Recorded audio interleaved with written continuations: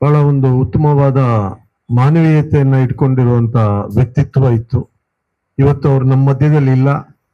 ಅವರ ಒಂದು ನೆನಪಿನಲ್ಲಿ ಒಂದು ಫೌಂಡರ್ಸ್ ಡೇ ಅಂತ ಹೇಳಿ ಹಾಸ್ಪಿಟಲ್ ಅಲ್ಲಿ ಇವತ್ತು ಆಚರಣೆ ಮಾಡಿದ್ದಾರೆ.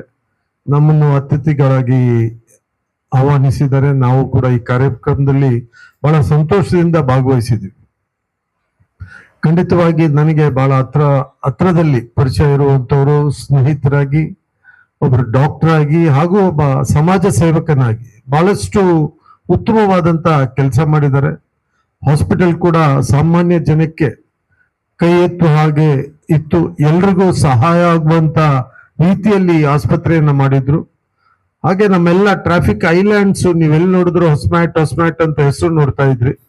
ಬಹುಶಃ ಬಹಳಷ್ಟು ಗ್ರೀನ್ ಸಿಟಿಯನ್ನ ಹಾಗೆ ಉಳಿಸ್ಬೇಕು ಅನ್ನೋ ಒಂದು ಆಸೆ ಕೂಡ ಡಾಕ್ಟರ್ ಚಾಂಡಿ ಅವರಿಗಿತ್ತು. ಅದನ್ನ ಕೂಡ ಮಾಡ್ತಾ ಇದ್ರು.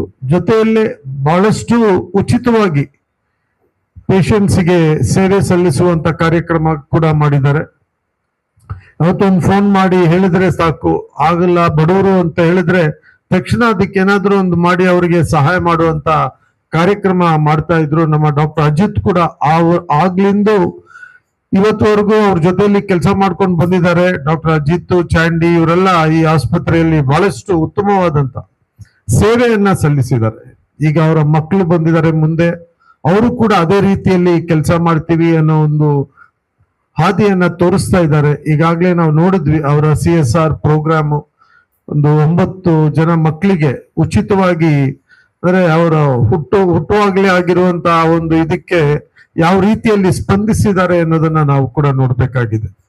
ಖಂಡಿತವಾಗಿ ಇಂಥ ಆಸ್ಪತ್ರೆ, ಇಂಥ ಇನ್ಸ್ಟಿಟ್ಯೂಷನ್ಸ್ ಇನ್ನೂ ಹೆಚ್ಚಿನ ರೀತಿಯಲ್ಲಿ ಬೆಳೀಲಿ, ಇನ್ನಷ್ಟು ಜಾಸ್ತಿ ಆಗ್ಲಿ ಇವರ ಸೇವೆ ಅಂತ ಹೇಳ್ತಾ, ತಾವು ಪತ್ರಕರ್ತರು, ನಮ್ಮ ಸ್ನೇಹಿತರು, ತಾವು ಕೂಡ ಇದನ್ನ ಯಾವ ರೀತಿಯಲ್ಲಿ ಜನರಿಗೆ ತಲುಪಿಸ್ತೀರಿ ಅನ್ನೋದು ಕೂಡ ತುಂಬಾ ಮುಖ್ಯ.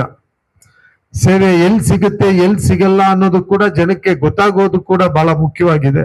ಹಾಗಾಗಿ ತಮಗೂ ಕೂಡ ಧನ್ಯವಾದ. ನನ್ನ ಜೊತೆಯಲ್ಲಿ ನಿಶಾ ಮಿಲೆಟ್ ಇದ್ದಾರೆ. ನಮ್ಮ ದೇಶವನ್ನ ಒಲಿಂಪಿಕ್ಸ್ ವರೆಗೂ ಹೋಗಿ ಬಂದಿರುವಂತವ್ರು, ಅರ್ಜುನವಾಡಿ ಒಳ್ಳೆ ಸ್ವಿಮ್ಮರ್.